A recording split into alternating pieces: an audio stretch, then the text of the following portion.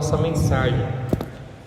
Irmãos, não sei vocês, mas fim de ano, transição de ano, sempre existe aquelas expectativas de mudança, de resoluções, de recomeços. É a hora de recomeçar uma dieta, de resolver conflitos, de colocar muitas resoluções em prática, né? E começar o ano aí quitados. Mas, não sei para vocês, mas para mim, pareceu que o ano começou com o pé esquerdo. Ao invés de começar com a conta em branco, a conta começou mais vermelha do que era. Problemas que eram para ter sido resolvidos, na verdade, não foram, e aí apareceram mais problemas. E começar o ano assim, logo no início do ano, me dá, ou pelo menos para algumas pessoas, além de mim, uma expectativa um tanto quanto tenebrosa em relação ao ano, né? As coisas já tão difíceis, assim que começou o ano, imagine quando for desenvolvendo o ano todo, e as dívidas que vão aumentando. Mas, hoje à noite, eu quero dar uma visão diferente para vocês. Por isso, peço que vocês abram no livro de Apocalipse. Livro de Apocalipse, capítulo 1.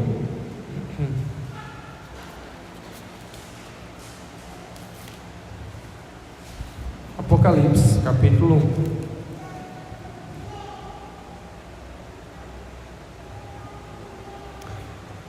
Apocalipse, capítulo 1, verso 1, diz assim: revelação de Jesus Cristo que Deus lhe deu para mostrar aos seus servos as coisas que em breve devem acontecer, e que ele, enviando por intermédio de seu anjo, notificou ao seu servo João, o qual atestou a palavra de Deus e o testemunho de Jesus Cristo quanto a tudo o que viu. Bem-aventurados aqueles que leem e aqueles que ouvem as palavras da profecia e guardam as coisas nela escritas, pois o tempo está próximo. Pois bem, como eu quero dar uma visão diferente para vocês, da seguinte maneira: eu quero que os irmãos alegrem-se, sejam consolados em saber o que Jesus tem para o futuro de vocês. Esse é meu objetivo e a mensagem que queremos transmitir hoje. Pois bem, mas vamos se situar antes de meditar aqui no livro de Apocalipse. O livro de Apocalipse é um livro um tanto quanto temido, não é verdade? Por muitas pessoas. Até um nome estranho, Apocalipse, só lembra de coisas ruins, demônios, catástrofes. E eu lembro bem na minha infância que a minha família, meus parentes, estavam conversando a respeito desse livro e dizendo que criavam coragem para ler este livro, porque era muito medonho, muito estranho, por assim dizer. Então, meu irmão, que tinha sofrido um acidente e passado vários dias no hospital, com muita alegria, ele foi e disse: não, eu li o livro de Apocalipse inteiro e realmente tem coisas bem diferentes. Agora sim, em relação aos meus parentes, o livro de Apocalipse não é um livro para nos assombrar, mas para trazer alegria, trazer um conhecimento sobre o futuro, sim, mas o objetivo deste conhecimento é alegria. Mais do que isso, mais do que alegria, como falamos, também podemos dizer consolação. E aí, pergunta-se, né? Como é que o livro de Apocalipse surgiu? Por que o livro de Apocalipse surgiu? O livro de Apocalipse, ele foi escrito no final dos anos 80, mais ou menos, ou anos 90. Esse ano foi o ano em que o imperador Domiciano, no Império Romano, estava reinando, e ele exigiu que as pessoas o adorassem como Deus. Aí os cristãos não fizeram isso, e por consequência disto, eles foram presos, mortos, e como João, provavelmente, foi lançado para a ilha de Patmos. No verso 9, João diz que estava na ilha de Patmos quando recebeu essa revelação, que é o livro de Apocalipse. A ilha de Patmos era uma penitenciária de segurança máxima. Então já sabemos que havia perseguição, mas também no livro de Apocalipse percebemos outros sinais de como as igrejas estavam naquela situação em que João foi preso. Se os irmãos avançassem um pouco para frente, no capítulo 2, veriam que a igreja de Éfeso, não é?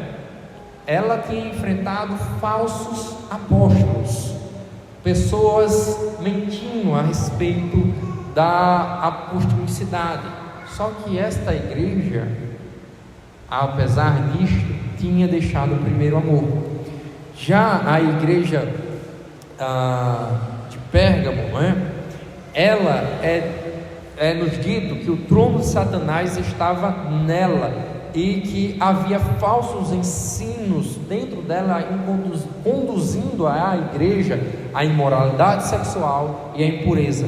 Tiatira, por sua vez, estava tolerando uma falsa profetisa que conduzia esta igreja também à impureza e a uma relação errada com os alimentos. Se a gente pular para a igreja de Sardes, havia aqui uma igreja grande, pomposa. Se pensássemos aqui, né, nas nossas dimensões, uma igreja que cheia, a qual Jesus Cristo disse: você está morta. A igreja de Laodiceia era uma igreja que Jesus está falando sobre a pobreza espiritual, enquanto a igreja de Filadélfia estava sofrendo perseguições. Então, resumindo aqui a situação das igrejas: as igrejas estavam sofrendo perseguição do Império Romano, as igrejas estavam sofrendo perseguição dos judeus. Lembra que Paulo foi preso por causa dos judeus? A igreja estava sofrendo perseguição por falsos crentes, falsos mestres, e a igreja estava corrompida, desestimulada. A igreja estava agora sem o seu último apóstolo, que era João, que estava preso. Então, nessa situação de muito desestímulo, o que Jesus tem para essas igrejas? Apocalipse, que é a revelação de Jesus Cristo. Pronto, este é o contexto de Apocalipse. Vamos agora ver o texto. Leiamos novamente, é curto, né? Revelação de Jesus Cristo, que Deus lhe deu para mostrar aos seus servos as coisas que em breve devem acontecer, e que ele, enviando por intermédio do seu anjo, notificou a seu servo João, o qual atestou a palavra de Deus e o testemunho de Jesus Cristo quanto a tudo o que viu. Bem-aventurados aqueles que leem e aqueles que ouvem as palavras da profecia e guardam as coisas nela escritas, pois o tempo está próximo. Pronto. Agora nós podemos interpretar este texto. Irmãos, só para eu desmontar aqui um mito, né? Apocalipse, o que significa isso? Já tem a tradução para a gente, ó. Revelação de Jesus Cristo. Essa palavra Apocalipse é uma palavra trazida do original, que foi escrito em grego. Se nós fôssemos ler o restante do texto, ia ficar Apocalipse Isu Christu, ou seja, revelação de Jesus Cristo. O livro de Apocalipse é um livro de revelação. Então aqui já tira um pouco do medo da palavra, né? Aquela palavra estranha. Pois bem, mas que revelação é essa? É-nos dito que essa revelação foi dada por Deus a Jesus Cristo para os seus servos por meio de um anjo e por meio de João. E podemos dizer ainda mais que por meio do Espírito Santo, porque nós temos a palavra de Deus, que o Espírito Santo é responsável por registrar essa palavra tal qual Deus desejou. Pois bem, vocês poderiam se perguntar: mas Lucas, para que tanta gente para dar essa revelação? Primeiro, sobre Deus, temos todas as pessoas da Trindade, Deus Pai, Deus Filho e Deus Espírito, apesar de não ser citado, envolvidos nessa revelação, para mostrar muitas coisas importantes, principalmente como a última revelação inspirada por Deus. Temos aquela questão do anjo. Para que esse anjo aqui? Se Jesus, se Deus, se o Espírito Santo está envolvido. Irmãos, esse elemento do anjo aqui nos orientará a fazer uma leitura correta deste livro. Se aqui falasse revelação de Jesus Cristo, a qual por intermédio do seu carteiro, vocês iam ler todo o livro de Apocalipse, ou sua maioria, como o quê? Como uma carta.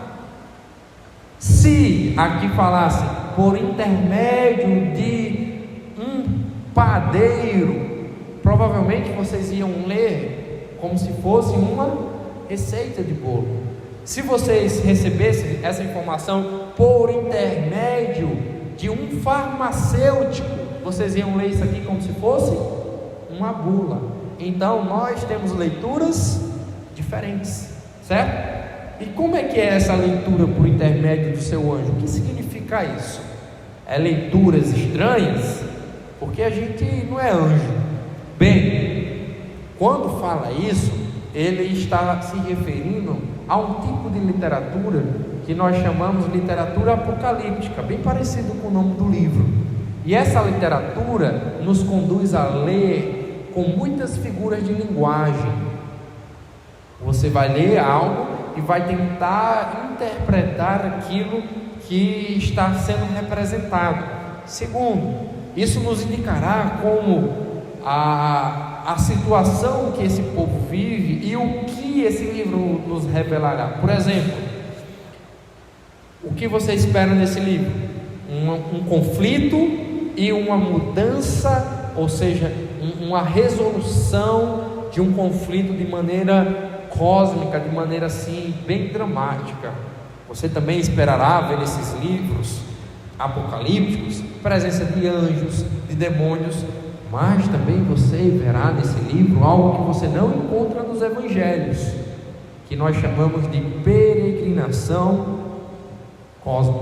Por exemplo, João, ele é arrebatado para o céu e vê o trono de Deus. Você não vê isso nos evangelhos. Entendeu? Então, neste livro tem essas nuances que quando nós lêssemos, deveríamos esperar e fazer uma boa interpretação. Está vendo, irmãos, como isso tudo é importante? A gente só está em 2 versículos. Mas, deixa eu lhe dizer a última pessoa, porque nós falamos de várias, só esquecemos de uma. Quem era? João. Por que João está aqui também envolvido? Porque, irmãos, esse ou essa é a forma de Deus se revelar a nós, por meio de uma linguagem humana, por meio de homens. Isso desde o Antigo Testamento, por meio de profetas, depois no Novo Testamento, por meio dos apóstolos e dos profetas.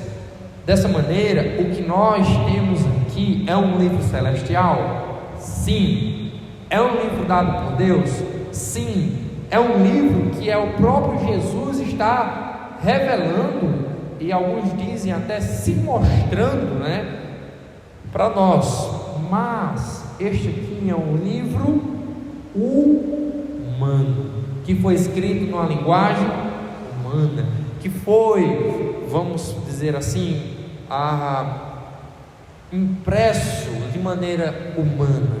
E o que isso tem a ver com nós? O que isso tem a ver para a nossa vida? Primeiro,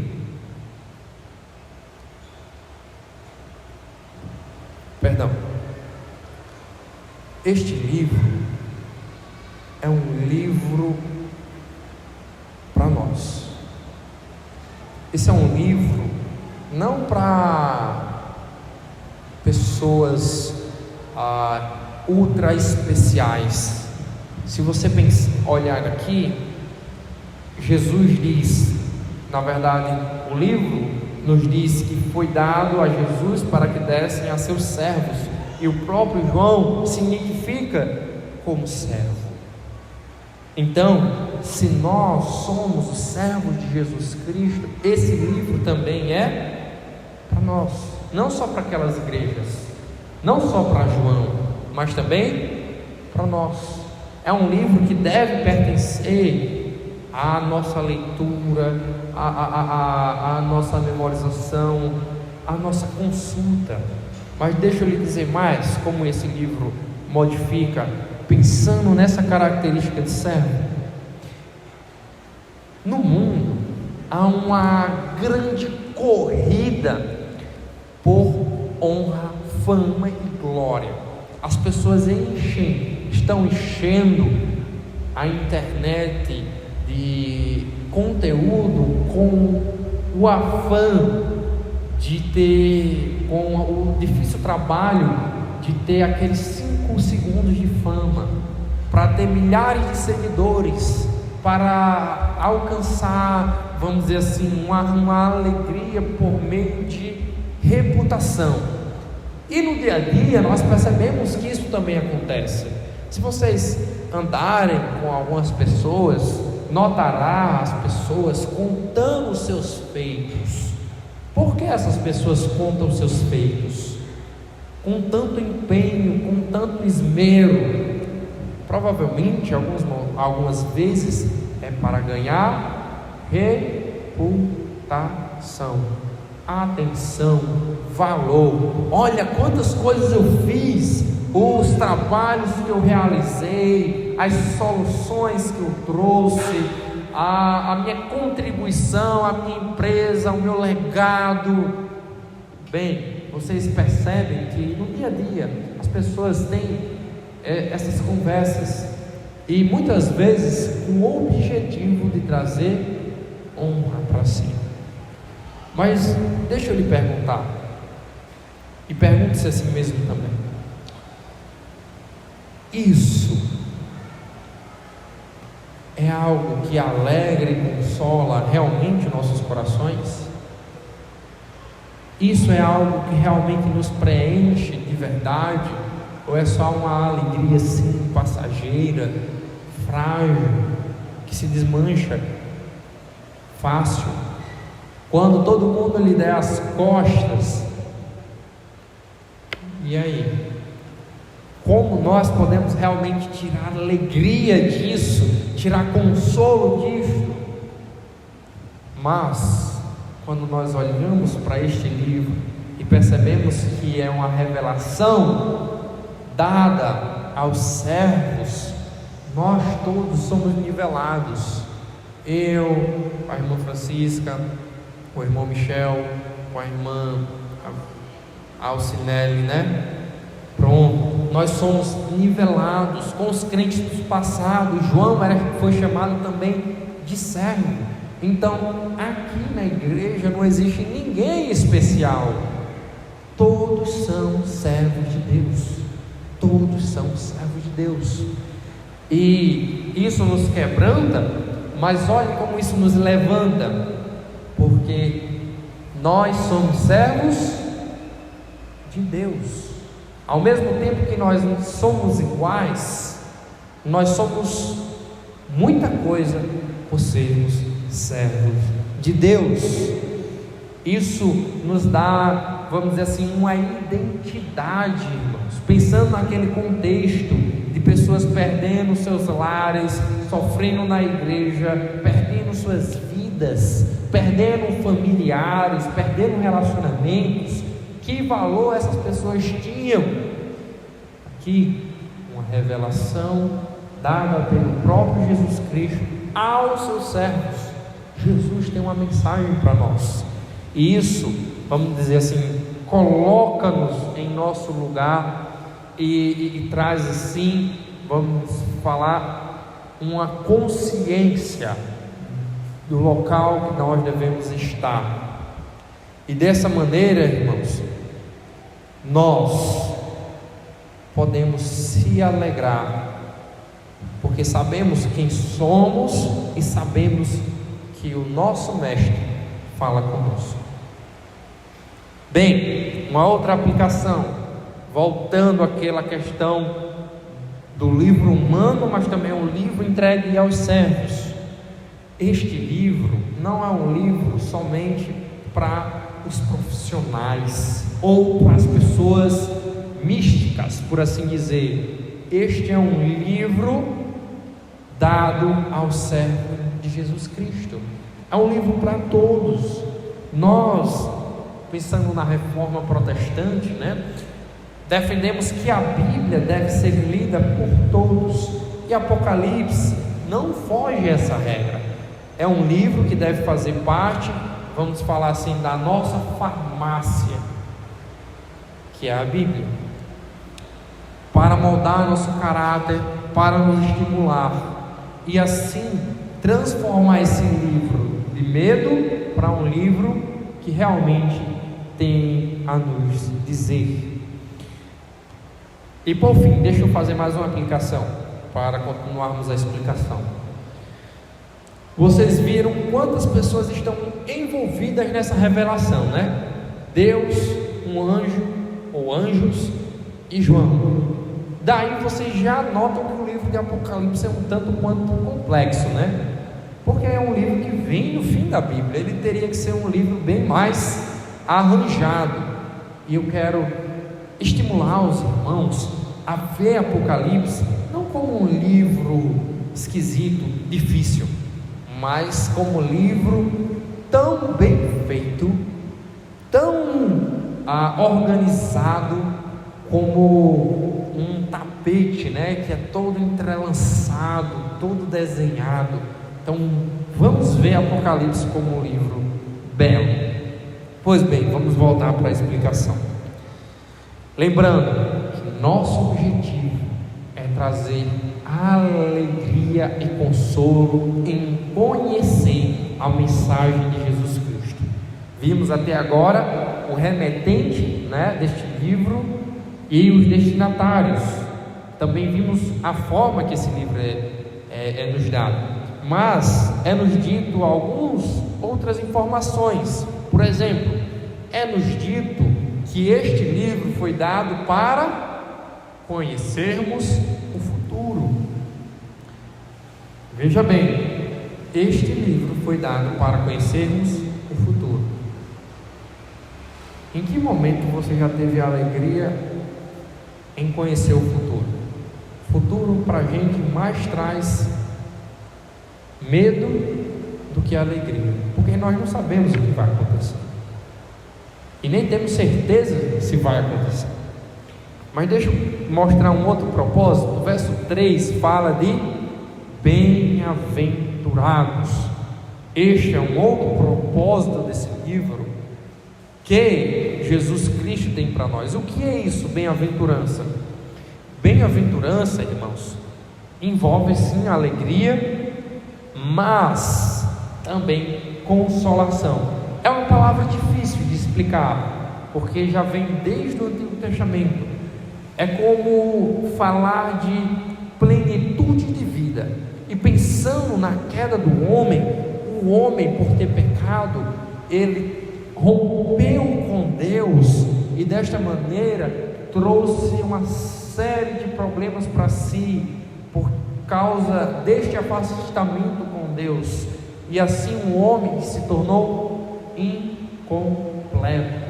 Agora ele não podia viver mais eternamente, agora ele não se relacionava mais da maneira adequada com a natureza, agora ele estava inquieto.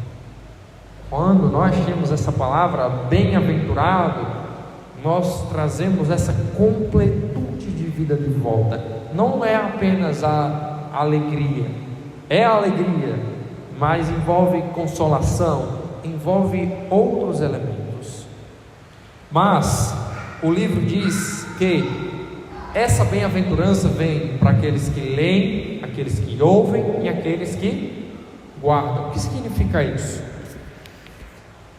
Bem, parece até um ritual, né? Você lê, você ouve e você guarda. Só assim você vai ser bem-aventurado. Pronto, deixa eu te explicar. Quando ele fala aqueles que leem, aqueles que ouvem, é porque naquela época nem todos sabiam ler e nem todos tinham a Bíblia. Nem todos podiam fazer uma cópia deste livro, Apocalipse, porque era caro, muito caro. Então, o que acontecia era que este livro chegava na igreja e era lido em público por uma só pessoa. E havia aqueles que ouviam. Eles não podiam ler, mas eles podiam ouvir. Aqui está fazendo, vamos dizer, uma referência à igreja, às igrejas que farão uso deste livro. Mas não acaba aí. É dito que aqueles que guardam as coisas nela escrita. E o que significa isso? Guardar. Aqui eu vou botar um livro de Apocalipse no bolso. Pronto. Para guardar. Ou eu vou lá em casa colocar num cofre e ninguém vai mexer. Para guardar. É isso? Pois bem, quando a gente passa no livro de Apocalipse, Jesus diz: porque você guardou minha palavra, eu guardarei você da hora desta provação. Mais na frente é dito que o diabo irou-se e perseguirá aqueles que guardam a palavra de Deus e a fé em Jesus Cristo. É dito no capítulo 14, verso 12, os que guardam o mandamento de Deus e a fé em Jesus Cristo. E lá no fim de Apocalipse, no último capítulo, fazendo, vamos dizer assim, a moldura do livro, é nos dito que bem-aventurados aqueles que guardam as profecias deste livro. Ou seja, guardar a palavra de Deus envolve ter um apego, no sentido de valorizar. Muitas pessoas no futuro, como também houve no passado, morreram e morrerão por causa deste livro, por causa da fé em Jesus Cristo. As pessoas serão forçadas a negar este livro, mas valorizarão mais este livro do que as próprias vidas dela. Em termos para o dia de hoje, para a nossa realidade,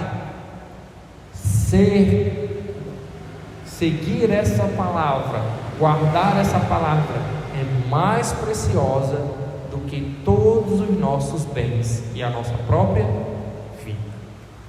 Mas também guardar aqui é no sentido de tomar para si, de um envolvimento pessoal, de relacionar-se com isso, de maneira que isso aqui está falando a mim e a você. E guardar aqui também, os irmãos já imaginavam isso, por isso que eu deixei no fim, é de obediência.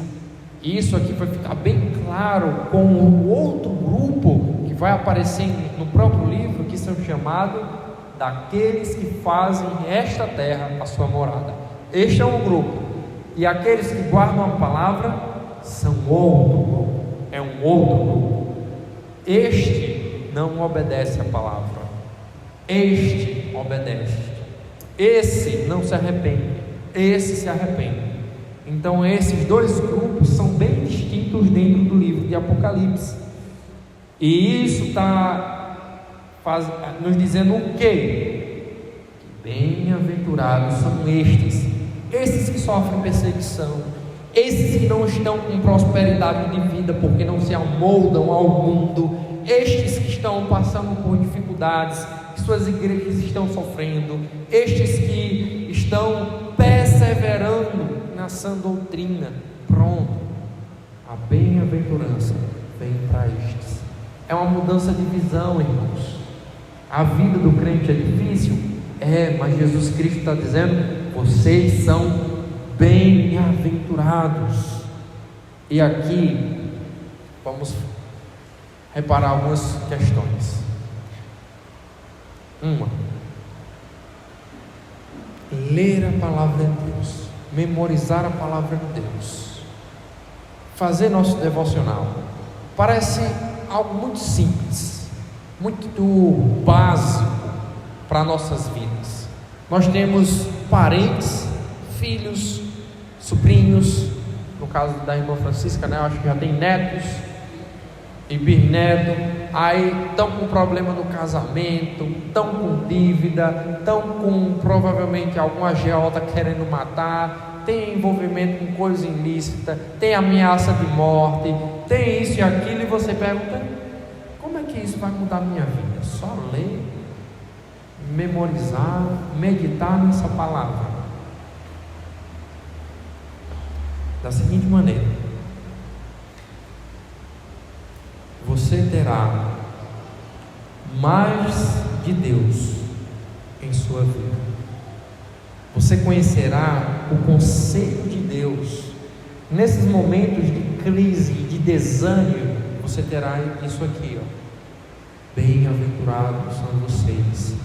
Quando o patrão chegar e exigir que você seja infiel, e você não é fiel, e você paga o preço por isso, e você quer se entristecer, você lembrará: bem-aventurados aqueles que guardam a palavra. Quando você tiver com uma briga com o vizinho e você perde, você tem um prejuízo e você sente a desmotivação, você lembrará: bem-aventurados aqueles que guardam a palavra. Quando você precisar ouvir a voz de Deus, você lembrará: bem-aventurados aqueles que leem e ouvem, porque aqui é a própria palavra de Deus. Então, irmãos, nós precisamos fazer mais uso disso, e a palavra de Deus precisa ser comum em nossos dias, com louvores, com a leitura, com a meditação, com a memorização, isso cotidianamente, para que nossas vidas sejam transformadas e nós possamos transbordar de palavra a ponto das pessoas que não conhecem recebam dessa palavra e também recebam dessa alegria. Imagine só, você vai montar um guarda-roupa, certo? E você só tem uma faca. Você monta o guarda-roupa com a faca? Com muita luta, mas você monta. Agora imagine se você tivesse uma parafusadeira com todas as brocas, com todos os tamanhos. Agora, para as donas de casa, imagine se você vai fazer um bolo apenas com uma frigideira. Você faz bolo com muita dificuldade e mal feito. Até faz, mas não vai sair tão bom e tão bonito. Mas se você tiver uma batedeira, tiver a colher apropriada, tiver o cano de esfriar o bolo, se tiver tudo direitinho, então o bolo vai sair muito melhor. Imagine só você lidando com diversas situações da vida e você só tem João 3,16 na cabeça. Porque Deus amou o mundo de tal maneira que deu seu Filho unigênito para todo aquele que nele crê não pereça, mas tenha vida eterna. Aí você está com uma situação tão difícil que aquele versículo não tem nada a dizer a seu coração. Por isso precisamos se apegar a todo o conselho de Deus e a Apocalipse. Mas vamos mais adiante. vemos aqui aqueles dois grupos, não é verdade? O grupo dos que guardam a palavra, dos que guardam o testemunho, e o grupo dos que fazem a terra a sua morada. Bem, vamos falar desse outro grupo aqui, e deste grupo aqui também, mas deste grupo aqui, no sentido de se parecer com este aqui, aqueles que já guardaram a palavra de Deus, mas hoje não está guardando. A gente precisa falar disso porque há pessoas nos ouvindo, e vocês também precisam ecoar essa mensagem, porque se essas pessoas que um dia guardaram a palavra de Deus, mas está se parecendo com esse grupo aqui, com aqueles que fazem esta terra a sua morada, essa mensagem ainda é uma mensagem de alegria, é uma mensagem de motivação, é uma mensagem de consolo, porque eles pertencem a Jesus Cristo, apesar de estarem vivendo assim. Porém, eles estão desperdiçando a graça do Senhor Jesus. Eles não estão desfrutando dessa mensagem. Nós mesmo ainda na peleja já estamos desfrutando dessa mensagem, mas esses não, esses que estão se desviando.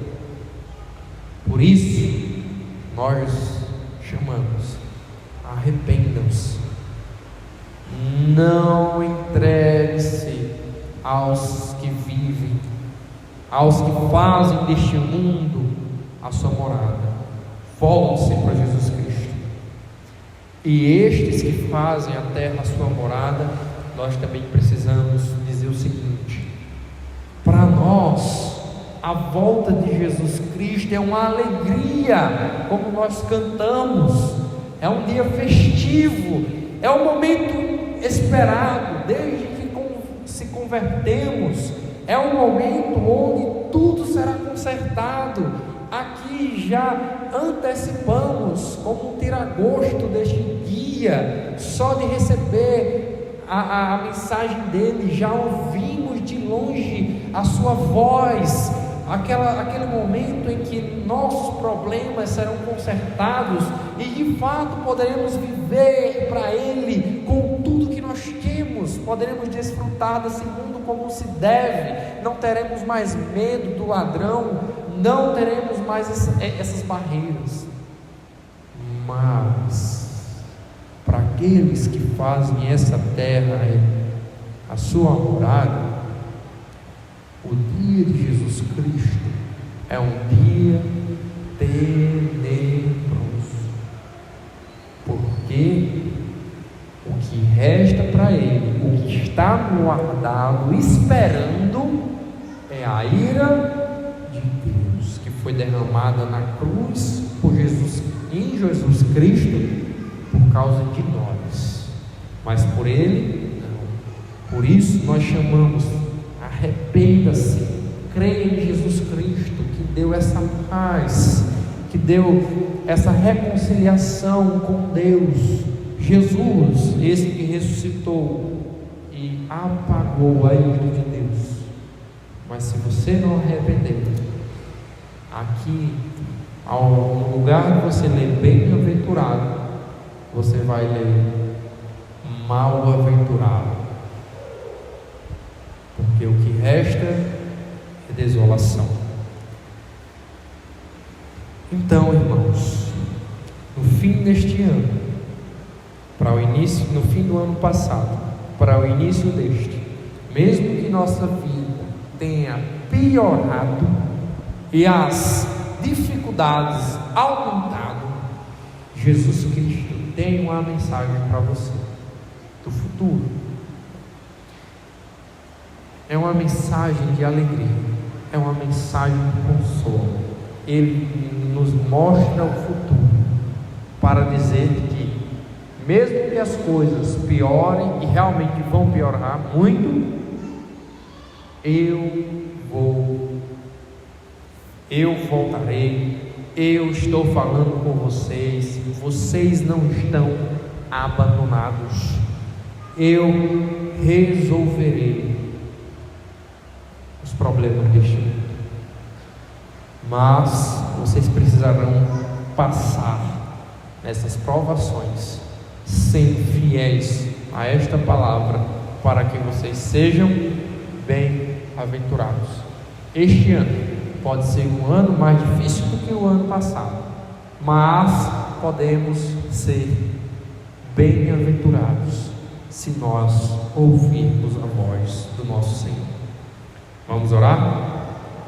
Senhor bendito, louvamos o teu santo nome e rogamos que possamos cumprir a tua palavra. É difícil, nosso coração ainda luta, sentimos desmotivação e às vezes até preguiça, mas o Senhor é poderoso para nos guardar disso tudo, nos ajuda a trazer essa palavra para mais perto do nosso coração. Para ao longo da semana, na nossa lida, lembremos de tua palavra, a qual foi pregada hoje. É no nome do teu Filho que nós oramos. Amém.